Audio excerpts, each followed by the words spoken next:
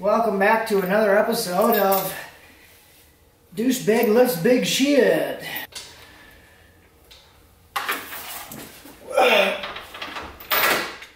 Okay, what's up guys? Welcome back. So we're gonna finally get started on putting this thing together. It's actually a few days later, quite a few days now. I didn't really work on anything. I started to work on getting everything taken apart, getting the pistons out, and I was gonna start putting the new stuff in.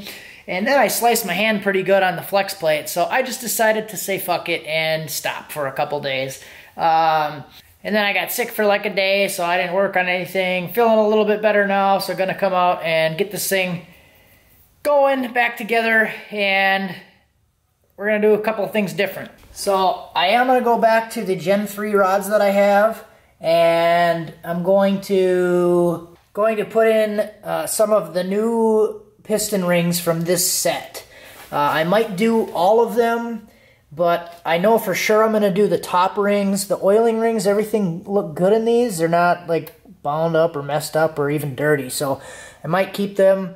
I think what I'm going to do is keep the oiling ring, the second ring, and then replace the top compression ring. So I measured these rings.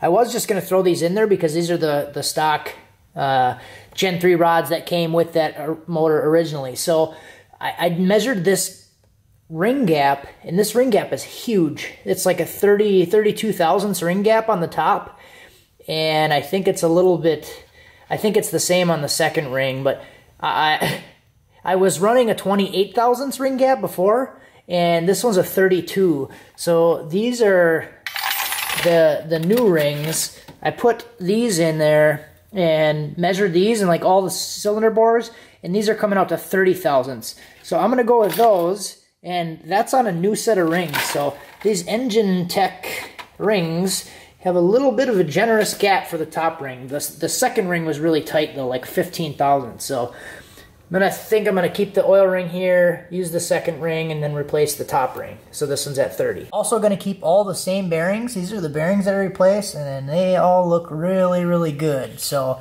I'm gonna keep these things and reuse those, put them in these rods, and we'll toss it back together.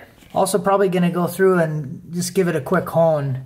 I might be able to reach that back one. I should be able to, but gonna put like a towel or something over the top of the crank, give it a little quick hone, and just to get the glaze off of it, which I'm surprised how glazed these cylinders are after doing a good hone while the engine was out. So this is about, a little tough to see, but 535 miles. So that's how many miles are on it right now. So 530 miles, and that one doesn't look so bad, but some of them are still pretty glazed. So I'm gonna knock that off, and then we'll start throwing these back in. Okay, so we got these things all spiffed up now. Get a good look, boys. Next time you see the inside of these cylinders, they'll be all over the road. Alright, and I just went to my buddy's house to go pick up my timing light. He's had this thing for a while, so I'm also gonna verify the timing, just to kind of see where it's at, verify it, make sure it's good, and make sure that that's not a problem.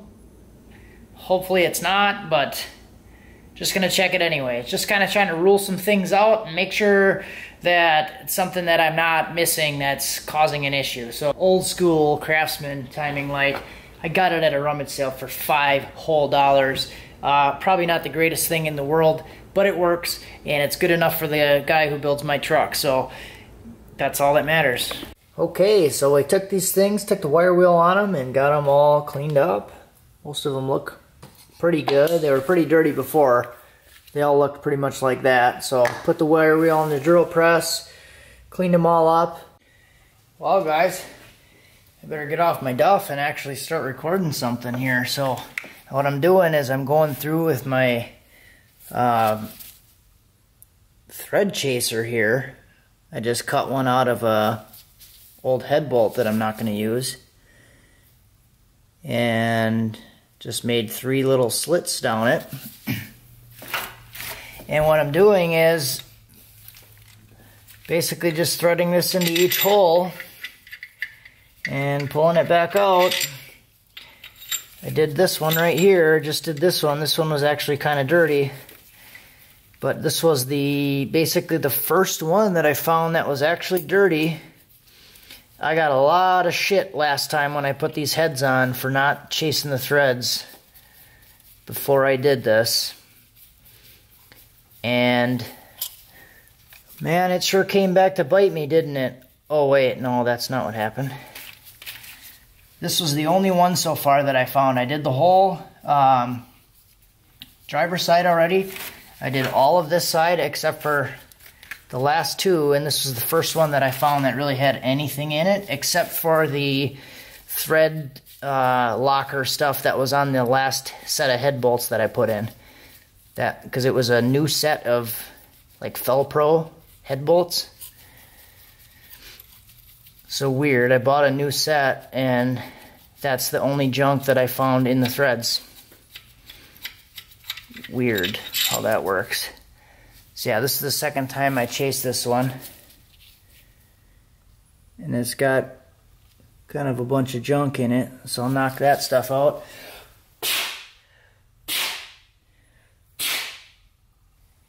Just been blowing on it like that, like you can hear. Gets it pretty clean. I was spending a whole bunch of time with like a towel and going through with my fingernails and getting all the junk out, but then I was just like, oh, blew on it and shit falls right out. So, yeah. Let's do this one. See what this looks like. I might do that middle one again. That was kind of dirty, but...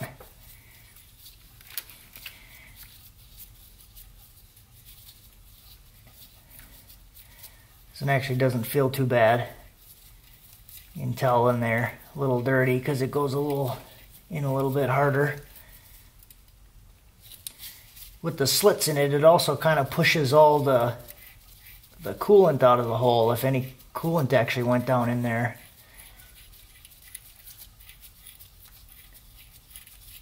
So it pushes it out nicely. And you can thread the thing all the way to the bottom without actually trapping any of the coolant and creating like a hydraulic fracture situation. So look at that one. That one just came out just like that. I never chased it the other time. And this is the first time I'm chasing these holes. And that's how they're coming out. Just about every one of them except for this one here had a little junk in it. And there were some people in that other video that were just like so emotional about this. And weird, the only side that I found any shit in one of the holes was the side that was perfectly fine. None of the head bolts were snapped off. That was another thing. Because of my torque sequence and how I torqued them, and I torqued them different than manufacturer spec. Actually had one person tell me that my head bolts were going to snap in half. Can you believe that? That one is like pretty clean, except for if you look inside a couple of these threads right here, you can see like this little orange crap that's in there. That's that thread sealer stuff that I was talking about from the other bolts. When I put them in there, they got like that factory goop that's on there. That's like that thread locker stuff. That's all I've been finding in the hole so far, except for that one. Okay, got all the pistons in there. Both sides, everything's good. This took entirely too long. Here's the other side, same thing. Nice and shiny, all cleaned up. I think what I need to do is, like find a way to cut this thing out of here. When I had my Nissan swapped with the 350 small block, I had this whole thing cut out. So it was like, I cut here and then I welded a little tab on so it was just bolted here, so I could remove a bolt, pull this whole radiator section support out, and just pull the whole thing right out of the front. So what I'd like to actually do, and I shouldn't even be thinking about this, is how to get this thing out of here. I'd like to be able to get this thing completely torn down and out of the truck in under an hour. That would be sweet. But I mean, there's just so much stuff to undo, like every single little thing, and this whole deal is kind of tough because this is all big and heavy, unless I want to disassemble it into a bunch of pieces where it's manageable, or pull the hoist over. Like I didn't feel like pulling the hoist over from there and setting that thing up just to hoist this thing out, because this is pretty heavy for me to do by myself without banging it around. So I just blocked it up on a chain and a board, swung it off to the side, and didn't break any of the spark plugs or anything weird, so that was good. But yeah, there's just a lot of stuff. So what I'd like to do is basically make it so I can take a couple pieces off and get the whole engine and transmission out in one piece pretty quickly. And then I'd also be able to suck this radiator back underneath this support here. I cut a little hole out and suck this thing in, and then I could take it all out really quick, be done with it. Plus, right now, the way that it is, I can't get the transmission out of the truck connected to the engine. So anytime I want to get either one of those out, I have to do them individually. So if I wanted to take it all out together, I'd still have to disconnect the transmission, take the transmission out from underneath the truck, and then take the engine out. Because this bay is too short to actually lift it up and do it all in one piece. It can't get it in there. So that's where I'm at right now.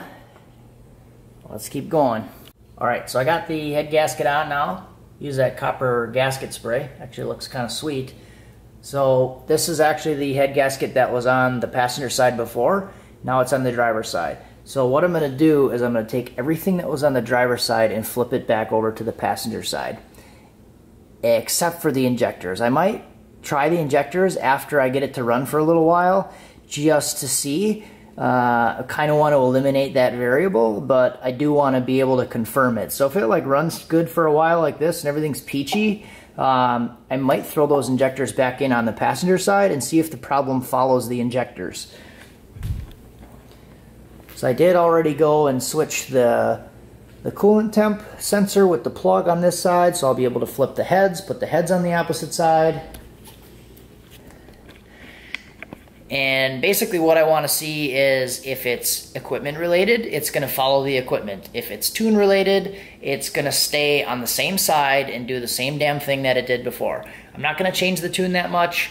Might change air-fuel ratio a little bit, which is also another theory, which is interesting. And I talked to Hunter Tuned about this. We were kind of joking about it, that everybody knows exactly what happened, but there's 100 different theories about what happened. But everybody's right about it, but nobody really knows. So that's what's interesting. So we got broken ringland from too much fuel, not enough timing, and the same issue, you have the complete opposite side of the spectrum, not enough fuel, too much timing. So I know both can be issues, but both things didn't cause this issue. So how do we confirm it? That's really what it is. So there's theories, so how do we turn the theory into something that we can actually understand?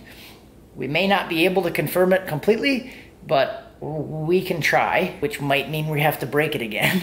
But I don't want to break it right away, but I wouldn't be terribly upset with, like, if we flip everything to the other side and then something happens on that side, then we know what it was. If we do it on this side and I leave the injectors out of it and it happens again, then it's on that side equipment related. It would be a head issue. Warped head, cracked head, head gasket, something like that, something equipment related. If we leave the injectors out and the same thing happens on the driver's side like it did before, then it would probably be related to the tune, the timing, something like that. So kind of gonna use the same equipment except for the injectors for a little while, and then flip everything and see what we can do to try to either make it work or confirm what we have. I know my original theory was that it was because of the radiator cap being loose. It seemed like almost everybody unanimously disagrees with that, so I don't really care, but that's kind of still my thought on it, and there's a reason for that. I know most of you guys probably understand this, but there's a pressure rating. There's a pressure rating on the cap, so there's a reason that this needs to be closed, because it's pressurizing the system. So if the system isn't pressurized, it reduces the boiling point of the fluid that's in there by like 40-something degrees. So just above what the engine is going to run at. So like 200, 210, this thing's running at 200, the boiling point is at 225. So the boiling point on the cylinder wall, because that's where the heat's going to be, it's not the temperature at the sensor, it's going to be the temperature on the cylinder wall. So that stuff's going to be boiling and creating a lot of extra heat in the cylinder. So that's kind of where I'm thinking that this is coming from. If you didn't know, it even says it on the bottle. It's going to be like really hard to see this, but this says 265 is the boil over protection point. That's like the rating on it for boiling. So this is going to be, you know, hottest heat on the cylinder wall, not on the coolant temp, not on the temp sensor, but it says the rating is at 15 pounds, it's hard to read, it said 15 pounds of pressure with a cap in good condition. So that's what they're rating it at, 15 pounds of pressure with a cap in good condition. So this being loose, not pressurizing the system, would be equivalent to a cap not on or in good condition. And so we may be doing a video inside of a video right now. I was working on the truck, getting the head bolts torqued up, and got a Facebook call from Michael, and he's at the track right now with Hunter, and his car is broken. So something's wrong with that. They said there's a loose connection or a wiring connection for the fuel pump. So I'm gonna try to bring him some tools. I got some butt connectors and tape and heat shrink and stuff in my pocket, and we're gonna go there and see if we can get it worked out and get him back going. Mine's not ready yet, so we're gonna see if we can help him fix his. Let's go do it. So I was actually gonna try to make it to this thing. I didn't really work on the truck all week to try to get it back going, and then I heard Hunter in one of his videos saying that he was actually gonna be going today. So I was like, we're on Friday night. I'm like, well, maybe I'll try to get it going and then actually go, but it just didn't work. I wasn't feeling it, wasn't working very fast. Everything was taking a really long time, and I ended up staying up till like 4:30 in the morning and stopping and barely got anything done. So that's what I'm trying to just get it done today. But I'm not really rushing anything. I'm taking my time and doing stuff the way it should be instead of just trying to rush it and slap it together. So I guess that's a plus, but didn't get it done in time. Okay, let's see the reaction.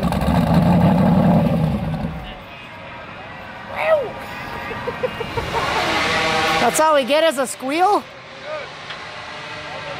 If it's a 999 or if it's a 10-0, it's better to be a 999. Wow. That was crazy, dude. It felt really good. So Hunter just made his first 9-second pass ever in his life, I believe. First one with this car. So let's check it out.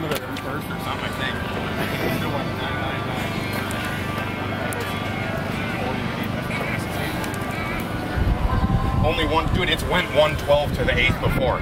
So it's got more in it, dude, but yeah. 999. 9999999. 138. That's not even, it's got more in it. Yeah. Nice. It's got more in it? Yeah. Yeah. Okay, so explain the setup, the 9-second setup. Yeah, no kidding. I feel like I gotta do a video on that now too. So, this is a Mustang. Fox body, I think it's an 89. Yeah. It's got a stock 8.8 rear end, stock drive shaft, turbo 400 with like a little bit of stuff done to it, just like upgraded red Alto clutches and a 36 element Sprague clutch, TCI trans brake with a reverse manual valve body, 5.3, completely stock Gen 4 5.3 besides cam and valve springs, just like Ryan's got. The comp 228, 230, sloppy stage 2 cam. Sorry, I'm fucking jacked. It's got some shit and it goes fast. It's got a billet 80mm VS Racing Turbo, huntertune.com. I sell those. And decapped injector. Can we see the turbo? Yeah. Can we see the turbo? We'll do a shameless plug. It's got a $50 intercooler. It's got a $40 blow-off valve and a $40 wastegate. A homemade boost controller. Oh yeah, look at that boost controller. It's like a block of aluminum with 2 barb fittings and very nice. Yeah. JB welded intake sensor, which I think is why it's like surging in and out of boost and it still goes 990. Nice. Crazy, dude. Awesome. Crazy. Congratulations. Let's see the slip. Thank you, man. Thank you. 9999. Very That's nice. Perfect. Perfect. Okay, well, we missed the pass, but we were working on Michael's fuel pump. We're losing it already, dude. He's got a little wiring issue here. It was actually ended up being the inside of this plug. They thought it was a short here, but we looked and it was actually this crimp inside here was just loose. So we pushed it down inside there and then it actually worked. So that's good. Alright, so I guess I can show you how much I hate taking this thing out of here. Why I hate taking it out. Because I gotta take it apart into like a bunch of different pieces in order for it to work. And I want to get it out because I'm trying to torque the head bolts right now, and these front 2 bolts on the bottom, it's putting the wrench at a weird angle, so it's only like partially on the head of the bolt, and I don't want to mess it up, so I'm going to spend another fucking 20 minutes trying to look for a glove. I got this fiberglass crap on here. This stuff sucks. I just hate working around it. I hate touching it. It's probably why I never want to touch this manifold thing. Thingy dingy. So let's see. We got a turbo connected to a big pipe, connected to a little pipe, connected to another big pipe. And right now I have it propped up, hanging on this piece of wood. So this should be a really fucking big, good treat here.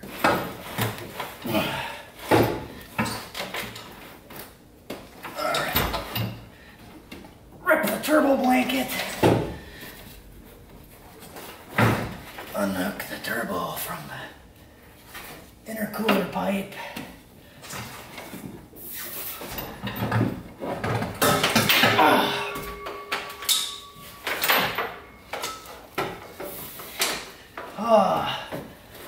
Completely forget about the oil feed line.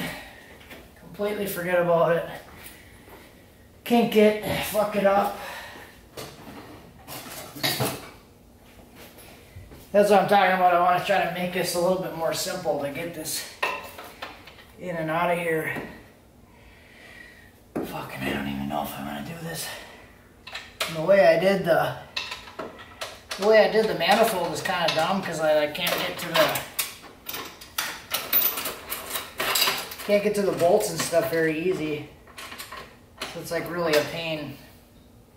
I should have set it up where I can just set the turbo like on top of it and then put the bolts in. But right now the flange is at an angle, so I gotta like hold it up in the right spot. It's really all kind of annoying.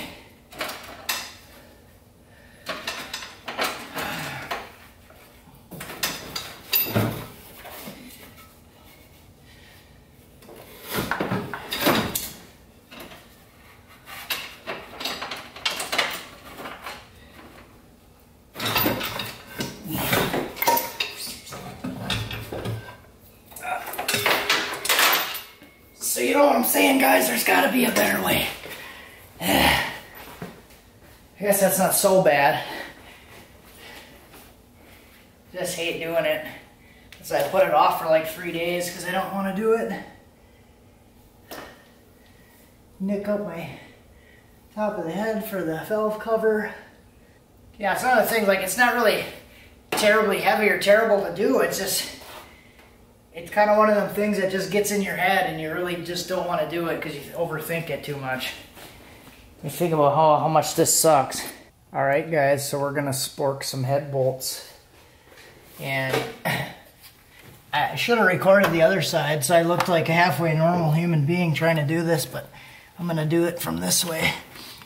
The whole other side I can get from outside, but it's hard to get a good angle on it. So first pass, I'm just gonna spank them right down to 50. And then I'm gonna go to 80. I went to 80 on the other side. Actually went to like 72 and they just still felt loose. So we're gonna go to 80. I'm not gonna go as high as I did on my other ones. We're gonna live a little bit, live on the edge. We're gonna scrape the edge and write home about it. At least all the letters that I have to write home after all my stuff, I'll have a lot of little bits and pieces and parts to send. Oh boy, this one's not even in yet. Not a hostage, guys. The screaming you hear in the house is not a hostage. Those are my kids.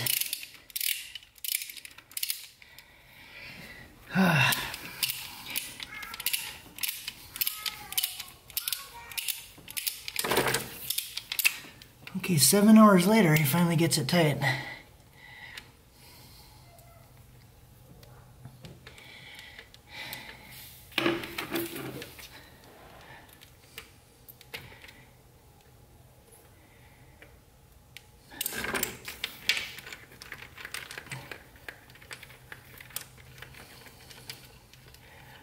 Oh yeah, these runs aren't even hand tight yet.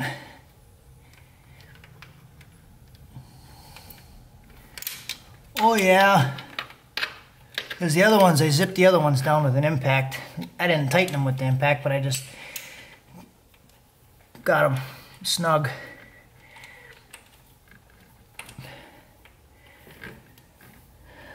So you guys are going to be so proud of me. I know there's some of you out there that are going to be so proud. I chased the threads, I lubricated the head bolts. Oh man, so good, so good. All right, Fitty, bank. Can't even fucking see that other side. And you notice I'm wearing a glove. Mostly for when I did the other side. When I'm doing the other side, I'm like pulling down this way towards this top of this head. And these edges are like ridiculously sharp. They will cut your hand off. Not really that bad, but they'll do some damage. And it's not fun. I've definitely boinked my hands on there quite a few times turning a wrench and the wrench slips or whatever. And holy hell, it's just like, it's bad enough when you pinch your hand like against something, an edge, but when it's like a razor blade edge, it just fucking slices it right open.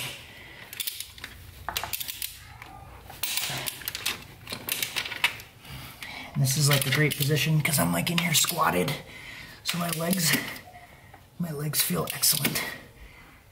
I feel like a CrossFit Sapien. So that was 50. Let's do the other one. I'll do, or should I go right to 80? Fuck it, I'm gonna go right to 80. I know you guys want to give me shit every time I do this kind of stuff, but what the fuck are you doing? Just follow the torque specs. But I don't know, I haven't had a head bolt issue yet. So I've got a lot of other issues, but not my fucking head bolts. Until this video, now that I'm recording it, I'm gonna snap one off. You just watch.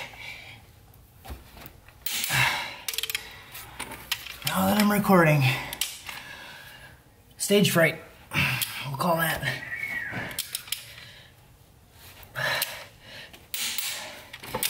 Ooh, I gotta rest my legs, holy crap. Maybe I need some CrossFit in my life. What channel is that on?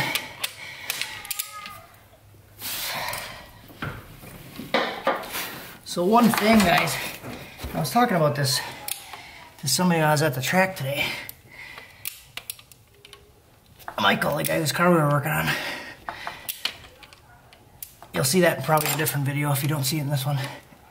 I've broken a lot of stuff, but I haven't broken anything the same way twice. Like I broke the transmission once, one was a bad pump. I broke a couple pistons, but it was all like different reasons. So I guess if you're looking at it from that perspective, it's not like I'm breaking stuff repeatedly over and over the same way, just doing the same thing and not learning anything from it.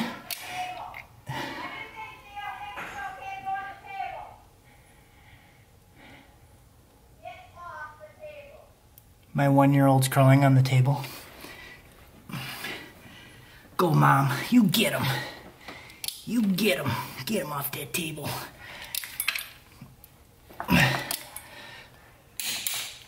But I'm not breaking the same thing multiple times over and over, like not learning anything or not making the proper adjustments to be able to prevent it from breaking again. So, like I said, now that I said something, I'll jinx myself and break the damn thing like just like this tomorrow morning. But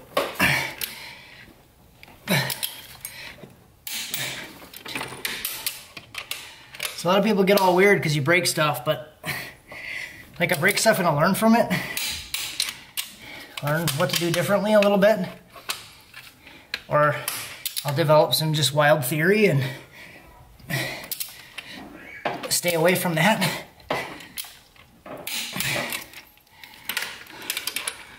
The northeast wind was blowing counterclockwise on that Sunday. That's why it broke.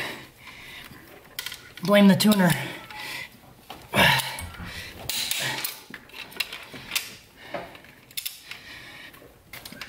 So we'll see. That's why, like I said, I'm doing stuff a little bit different. Using the same equipment to find out if it is equipment related. I know there's a lot of stuff that I could do that's like smoking gun, rock solid stellar idea. Get different injectors, get different pistons, hire a tuner, buy different heads, quit breathing, like all kinds of stuff, you know, that I could do better or differently, but I don't want to because I want to keep it minimum, even though I'm spending quite a bit trying to figure it out. But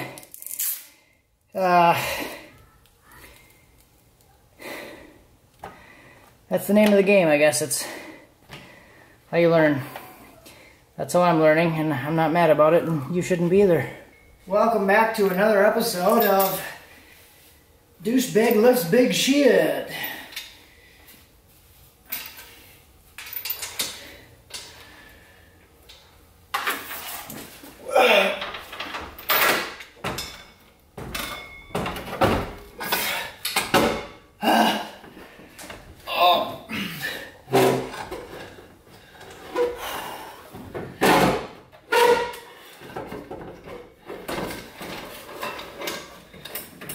Oh, man, this board is a lifesaver, I'll tell you that. Holy cow.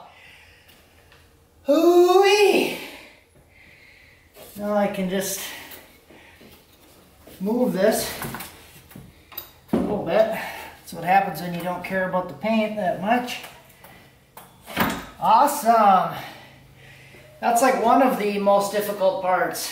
Just getting the thing in and out. And I don't like doing it, but this board idea isn't really that bad. So now it's hanging kind of mostly by this chain. Well, it's not at all, actually. So I have this in there, and it's kind of close to the head where I can kind of line it up a little bit.